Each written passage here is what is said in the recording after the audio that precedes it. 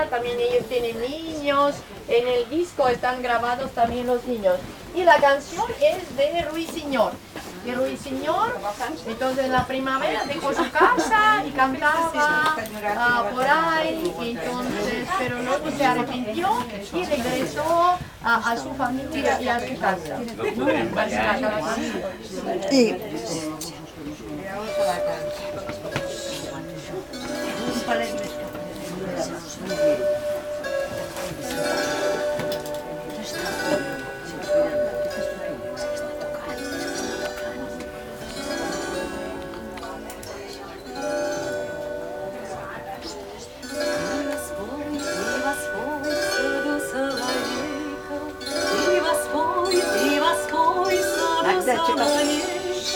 Ох, я б рад тебе воспевать, ох, я б рад тебе воспевать, я бы рад тебе воспевать, я бы рад тебе воспевать, ох, моего голосу не стало, ох, моего голосу не стало, потеряла, растеряла я свой голосочек, потеряла, растеряла я свой голосочек, ой, по чужим садам летая, ой, да по чужим садам